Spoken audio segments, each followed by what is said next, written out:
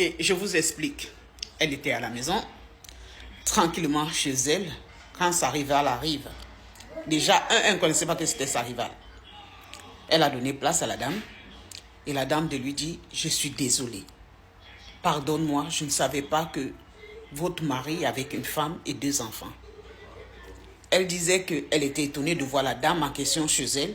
Déjà qu'elle, à un moment de sa vie, elle avait décidé de ne plus regarder les va-et-vient, les sorties de son mari avec ses femmes au dehors et autres consorts. Donc, elle avait décidé de s'occuper d'elle et de ses 2 enfants.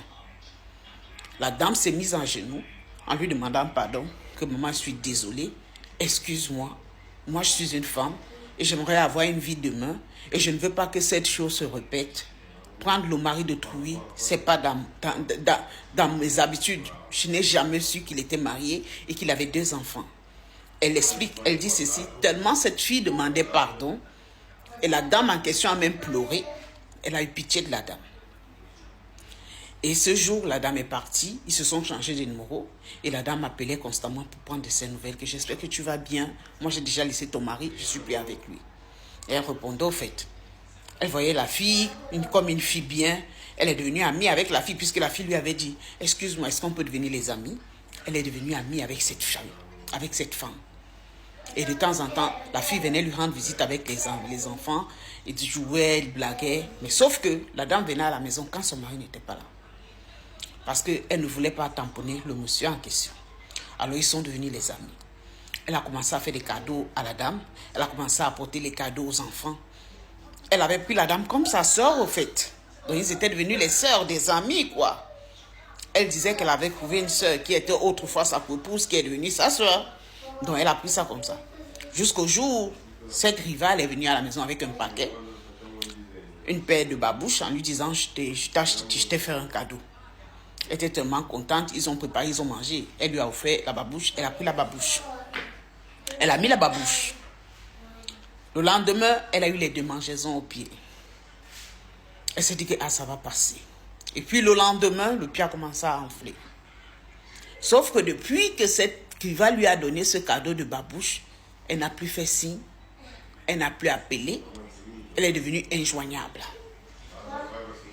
Et là, elle commence à s'inquiéter parce que plus les jours passaient, son pied gonflait. Elle est donc allée à l'hôpital, on a fait des examens, on a tout fait, on n'a rien vu. Ils sont allés en profondeur, ils n'ont rien vu. C'est là qu'elle a décidé de se plaindre à son entourage et tout, commencer à expliquer. On a dit, mais elle est venue seulement pour te tuer. Ils cherchent aussi à savoir si elle n'a rien fait à tes enfants. Et puis sa situation s'empirait, son état de santé s'empirait. Son mari lui mettait un calvaire pas possible. Et dans son état de maladie, son mari a mis ses habits, ses bagages dehors. Son mari lui a demandé de partir. Elle est donc rentrée en famille. Sauf que la fille qui était venue demander pardon, qui a eu à lui donner cette maladie, a disparu du jour au lendemain. Quand son état s'est empiré. Et pendant qu'elle est chez sa famille, c'est là qu'elle entend que la fille en question vit avec son mari maintenant dans la même maison. Entre-temps, elle est en train de courir partout pour chercher la santé. On ne trouve pas la solution. Pardonnez-moi, on ne trouve pas la solution. Elle est à bout. On ne sait plus ce qu'on doit faire. Elle est déjà partie partout chez tous les pasteurs, les marabouts, autres consorts pour regarder ce qui n'allait pas. Connaissant bien d'où vient son problème. Elle a toujours les babouches, bien sûr. Partout elle va, elle part avec sa mère, elle ne les met plus. Puisqu'on lui a dit que c'est là-bas que venait son problème. Mais elle-même, elle sait que c'est sa rivale qui est dessus. Sauf qu'on n'a encore rien fait à la fille. Parce qu'il n'y a aucune preuve. La seule preuve qu'ils ont pour le moment, ce n'est que la babouche. Alors, ça ne justifie rien au fait. Mais en réalité, tous savent que son problème vient de ses chaussures. Elle a été naïve. Sa rivale est venue finir avec sa vie pour prendre sa place totalement. Aujourd'hui, elle est entre la vie et la mort. Elle demande de l'aide. Elle a besoin de conseils. Si beaucoup connaissent des gens, j'ai aussi pris ça pour poster ici. Si vous pouvez aussi mettre les commentaires, on ne sait jamais, un membre de sa famille peut lire. Si tu t'assois tranquillement chez toi, une jomba, bien fini ta vie.